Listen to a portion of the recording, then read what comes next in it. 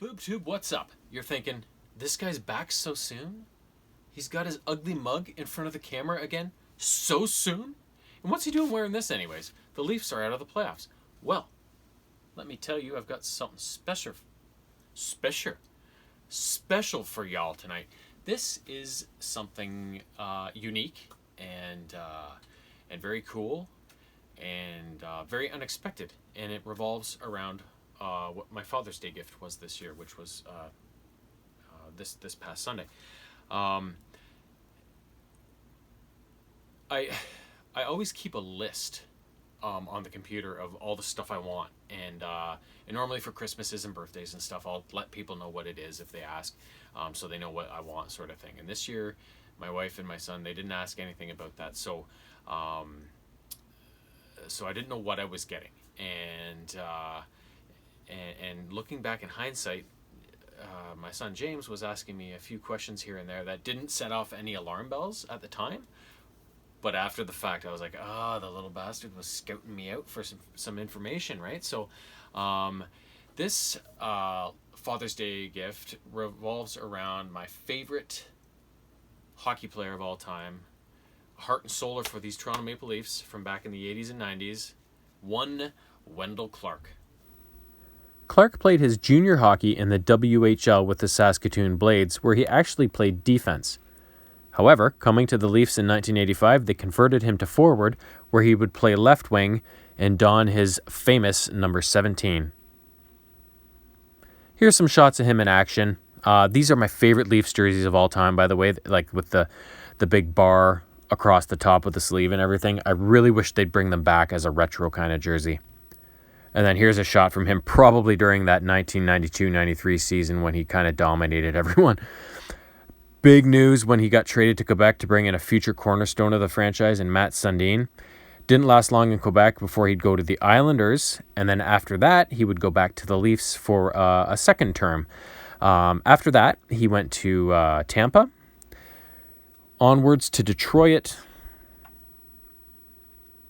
and then finally one last stop in Chicago before he would come back to Toronto one more time and finish his career with the Leafs. From my little voiceover there, you can see how his career started and the different stops he made, coming back to play for the Leafs on 3 separate occasions,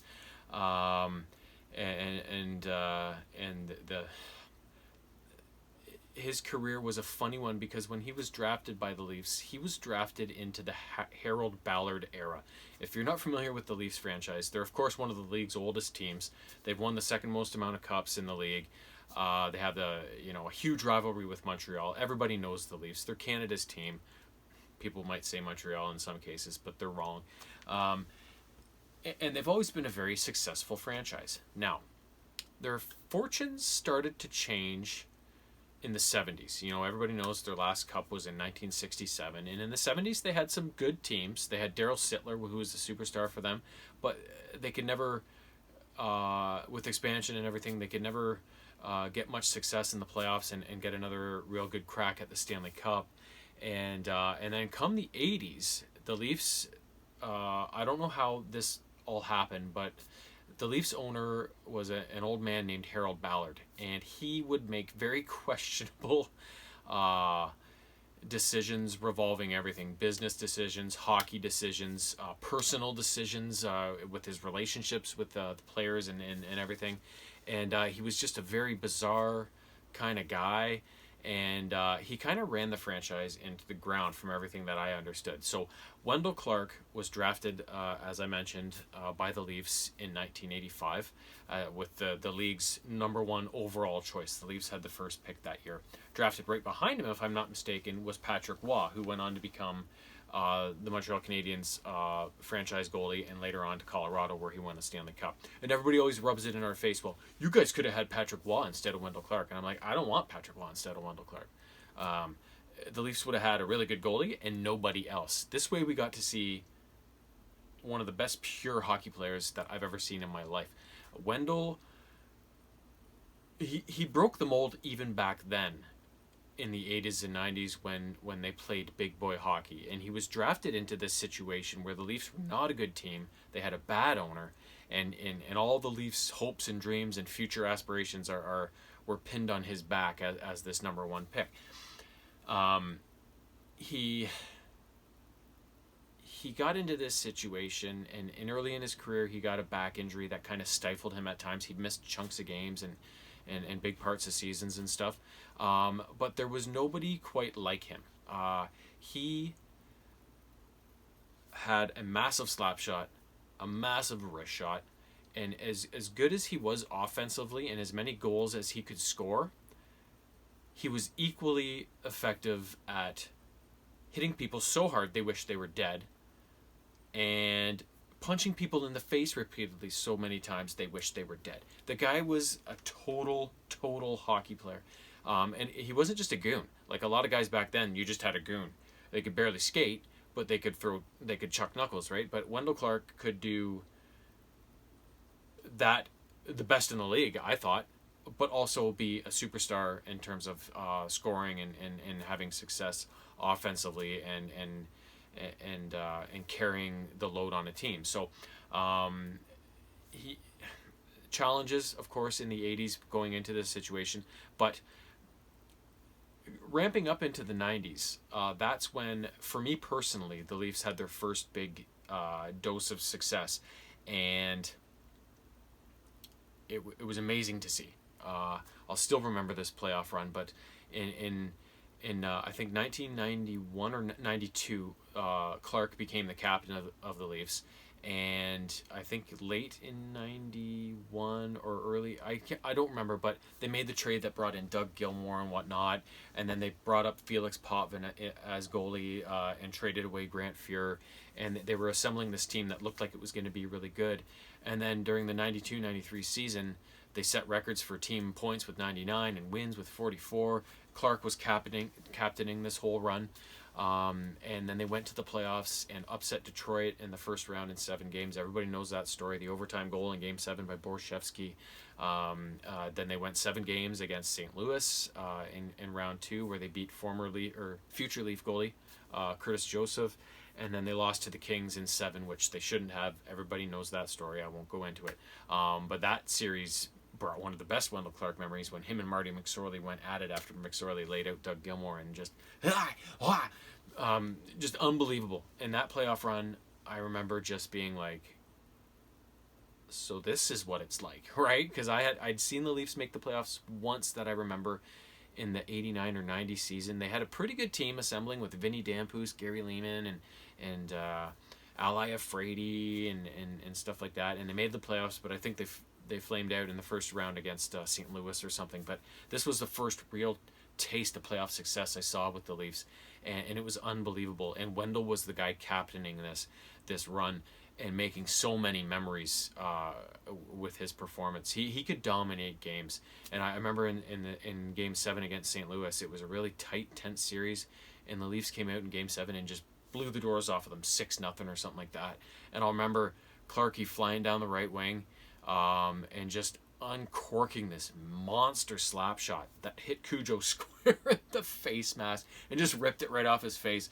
And it was just like, and Cujo was like pissed after, right? Because it was just like they were losing this game big time, and it was just a big letdown for them, right? And then to make it worse, you take a Wendell Clark slap shot right off your fucking beak, right? Like, it's just unbelievable.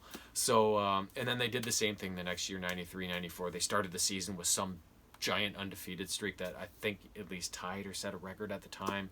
And then same thing, they went 3 rounds in the playoffs, but eventually flamed out in the conference championships.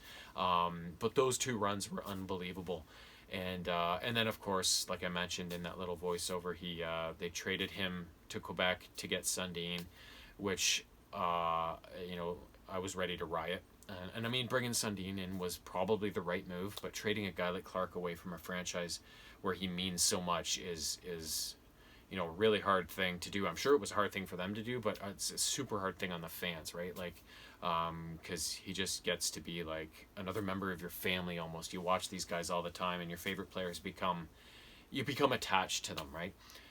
So to see him leave like that was very hard. But then he came back not that long after with his stop in Quebec and then the Islanders, and I still remember, I think it was in first year university, and he came back, and I think his first game back was against Dallas, and me and all my buddies, the Leaf fans, on our floor in residence, we got beers. We were in the lounge drinking, and the Toronto Sun, I think, had these little posters you could take that said like "Welcome back, Wendell" and stuff. So we had those all over the fucking place, and yeah, and then he left for the second time, and then came back again, and ended his career with Toronto. And it's just watching him over the years, and the way he played the game was just awesome. And Darth Cobain 17, the 1-7, that was his number 17, and that is what the 17 in my little moniker means. So yeah, he's just my favorite player of all time, my favorite Leaf of all time. And I think one of the most impactful players of the past. Well, how long's 85 been? Almost 40 years. I think one of the most impactful players over that time. And it was just I'm so glad they drafted him instead of Patrick Law. I don't care what people say.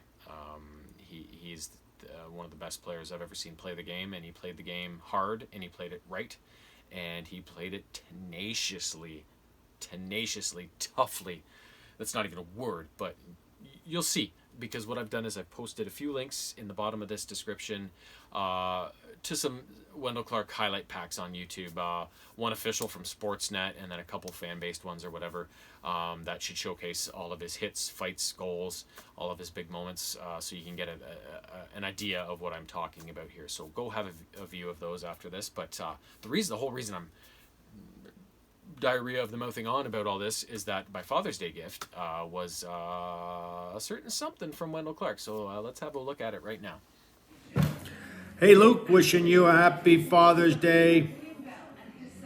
This coming from James. He loves you. Hey, back in the day, the good old days, we'd play a little playoff hockey. Well, we got to figure it out now, don't you think? You named a cat after me. What's that? Better be a big tomcat. Well, let's keep hanging in with the Leafs. I was going to have a big playoff beard. I started. I was hoping to have the Joe Thornton by the end, and we didn't do it. But hang in there. Our man Shanny's going to get her. Go Leafs, go. So apparently this is a thing now. You can pay for cameos for I don't know, celebrities and sports stars and whatever to send a shout out to somebody